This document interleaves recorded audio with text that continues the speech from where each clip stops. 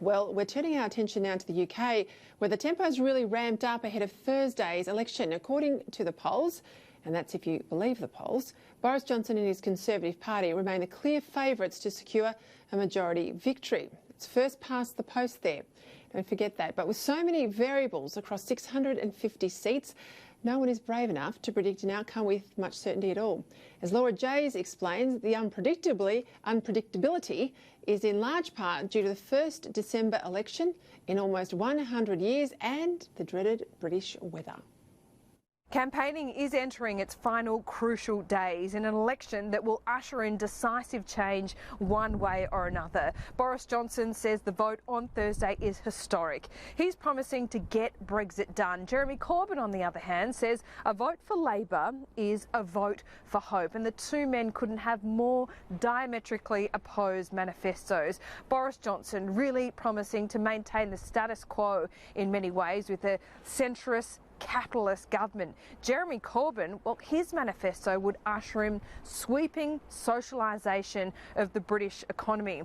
Boris Johnson, interestingly, in these final couple of days has returned to an argument about immigration that works so well for him in the Brexit referendum, and that is going towards an Australian points-based system where there is less immigration but more skilled migration. Another thing that is really playing into this election, it's first past the post here, and it is non-compulsory voting, is simply the weather. This is the first winter Christmas election in around 100 years. So it's up to the major parties to inspire people to get out and vote. There's also 3.5 million more people on the electoral roll than the last general election. So there's a lot of variables here, and it will be a very late night on Thursday. Laura Jays in London for Sky News. Well, adding to the UK election debate, Prime Minister Boris Johnson has guaranteed a focus on cutting immigration once Britain leaves the EU. If the Conservatives win this week's election, Johnson says he'll apply an Australian-style points system. That means bringing in more skilled workers as opposed to unskilled workers. And in our own country, Opposition Foreign Affairs spokeswoman Penny Wong is encouraging Australia to strengthen ties with India in order to reshape, she says, the Indo-Pacific region into how we want it. Joining me now for our Monday panel, former Australian Senator, Minister and current power broker, Stephen Conroy, and Director of Policy at the Institute of Public Affairs, Gideon Rosner. Now, gentlemen, you're all dressed up. I'm going to relax the dress code between now and Christmas. So if you're on again, get in. You can listen. No tie policy. Yeah. Do. I'm mindful of how hot it is out there in Melbourne today. It is. Let's start with the UK election. I mean, I think people are surprised when I spoke to them over the weekend that they poll on a Thursday in Britain, they poll on a Tuesday in the US, but that's because obviously it's not a compulsory voting system, and I think it's just easier if people are in and around their working day as opposed to a weekend. It's first past the post, and as Laura just told us there, you know, the only time in about 100 years that we've had a December election, that's not going to be easy either. No, it's not going to be easy, but look, I think circumstances are on Boris Johnson's side. The three-corner contest or the first past the post is more likely to favour the Conservatives in this race because there are so many people out there who just cannot bring themselves to vote for Jeremy Corbyn, hate Brexit, want to vote for the left, and that vote will be hived off by the Liberal Democrats who have run a very unambiguously anti-Brexit position. Meanwhile, the Brexit Party is being talked out of the race, giving Johnson a clear run. That said, I've learnt not to predict anything in politics anymore because so many of the predictions about the last few major elections that we've seen have turned out to be dead wrong. So, look, it should be right for the Conservatives, but I'm nervous. Yeah, it's interesting, you know, it's really tribal politics there and class-based, obviously more so than in Australia, Stephen, and you know, you vote sort of where your parents might have voted, particularly if you're out of a coal mining family in the north, and I listened to some fascinating interviews over the weekend of coal miner family types out of the north who could not vote for the Tories, but there was no way they could vote for Jeremy Corbyn, and a few of them by the end of the interview said, actually, we're going to have to vote for the Tories, and, you know, let my pappy not hear that.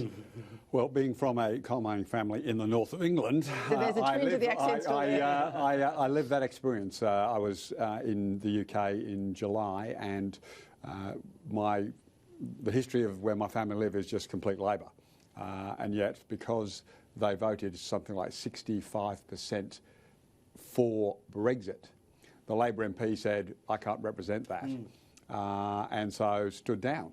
And a Conservative won the election, the by-election, and held it in that last election. So where do you think that it'll go then? Where do you think it's going to go with the wild card of Jeremy Corbyn, but also the wild card of Brexit?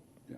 So exactly as you've described, I mean, there are people who support remain, but they cannot support Corbyn. I mean, I have a string of friends in the British Parliament now, all Labour MPs, who are privately in despair. You know, they want to hold their seats, but the prospect of Corbyn becoming the Prime Minister of the UK horrifies them. They understand his vile anti-Semitism.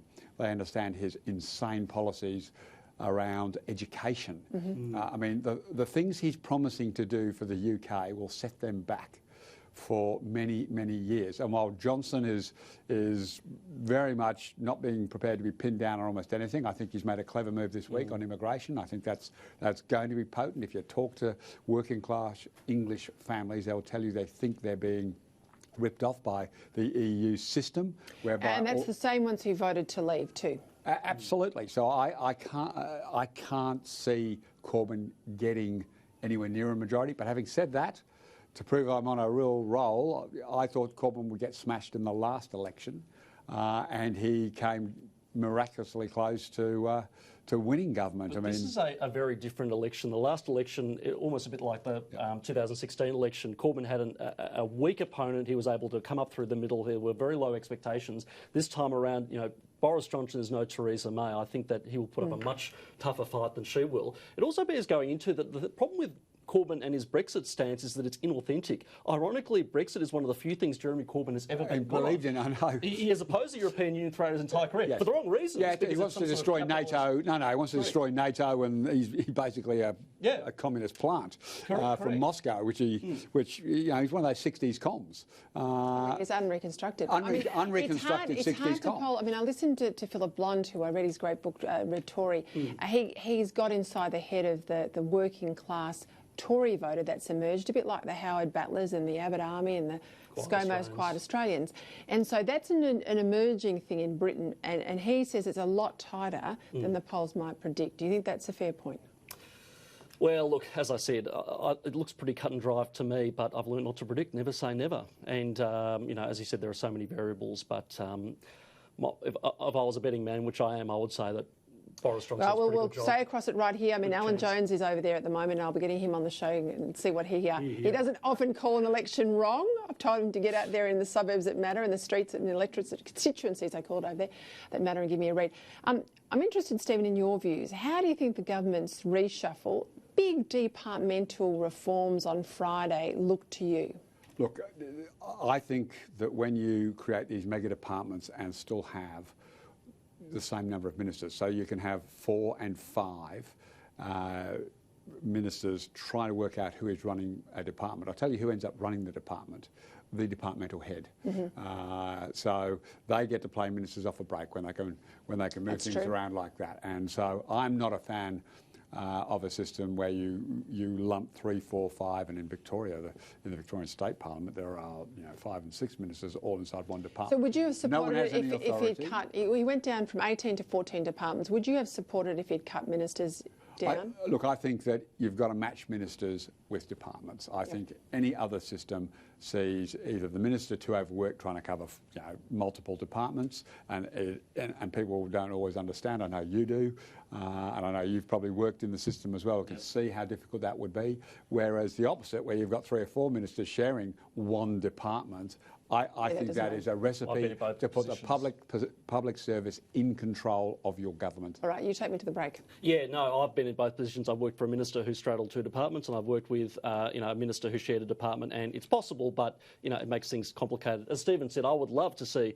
the number of ministers cut. In fact, the whole front bench should be cut down, because currently with a front bench of, I think, 42 individual ministers, 42. That limits the ability of the backbench to actually speak out on bad government policy. And cabinet's unwieldy, 23 in cabinet. I mean, how on earth do you have a reasonable discussion about anything? And the outer ministry is really large. So anyway, time's in my ear. Got to leave it there. Gentlemen, thanks for your time. Thank you.